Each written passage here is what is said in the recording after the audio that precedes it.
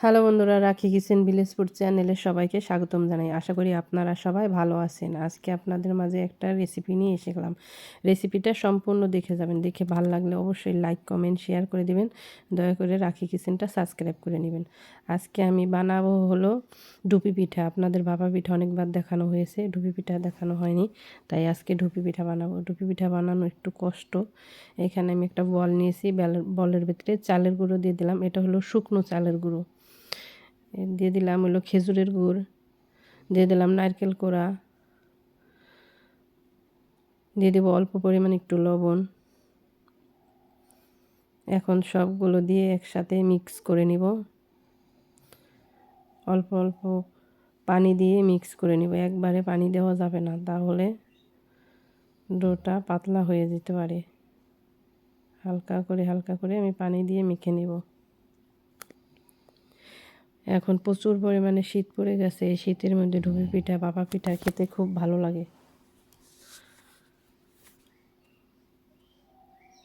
দেখুন, এর মধ্যে আমার সবগুলো উপকরণ মিক্স করা হয়ে গেছে। এখন পিঠাটা বানিয়ে নিব। চলুন, একটা চালনি নিয়েছি, চালনিটার উপর দিয়ে একটা সুতি কাপড় বিছিয়ে দিয়েছি। এখন এই চালনিটার ভিতরে আমি পিঠাটা বানিয়ে নিব। এখন উপর দিয়ে চালের গুঁড়োটা দিয়ে দিব, যেটা দিয়ে আমি ঢুপি পিঠা বানাবো। এখন উপর দিয়ে সুন্দর করে ছিটিয়ে ভালো মতো দিয়ে দিব। একবারে দিতে যাবেন না, তাহলে শক্ত হয়ে যাবে। অল্প অল্প করে উপর দিয়ে আমি যেভাবে দিতেছি এভাবে দিবেন। দেখুন, সম্পূর্ণটা আমার দেওয়া হয়ে গেছে। এখন আমি সুন্দর করে এটাকে ঢেকে নিব। কাপড়টা দিয়ে সুন্দর করে ঢেকে নিব। সুন্দর করে ঢেকে নেওয়া হয়ে গেছে। এখন আমি একটা বলের ভিতরে গরম পানি দিয়ে আগে ফুটিয়ে নিব পানিটা।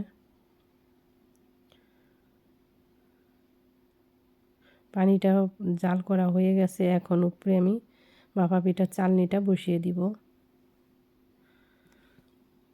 এখন আমি আধা ঘন্টা জাল করে নিব ভাপা পিঠাটা হওয়ার জন্য। এখন ঢেকে দিব একটা থাল দিয়ে, একটা প্লেট দিয়ে সুন্দর করে ঢেকে দিলাম। এখন 1 ঘন্টা অপেক্ষা করতে হবে। 1 ঘন্টা না, আধা ঘন্টা অপেক্ষা করতে হবে।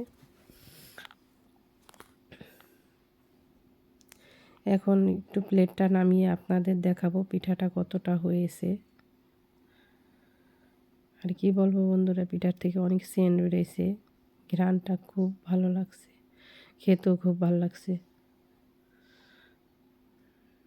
গরম অনেক। এই দেখুন, এর মধ্যে পিঠাটা আমার হয়ে গেছে। এখন আমি গ্যাসের চুলাটা বন্ধ করে কিছুক্ষণের জন্য রেখে দিব। এখন পিঠাটা হয়ে গেছে। এখন আমি এভাবে ঢাকা দিয়ে রেখে দেওয়ার পর নামিয়ে নিয়েছি।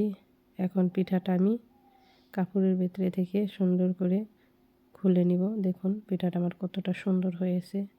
আর এই কালো কালো যা দেখতেছেন, এটা কাপড়ের রং। আমার ভিডিওটা দেখে যদি ভালো লাগে অবশ্যই লাইক কমেন্ট শেয়ার করে দিবেন। দয়া করে রাখি কিচেনটা সাবস্ক্রাইব করে রাখবেন নিত্য নতুন ভিডিও পাওয়ার জন্য। দেখুন, আমি পিঠাটা একটু খেয়ে দেখছিলাম, খুব ভালো লাগছে।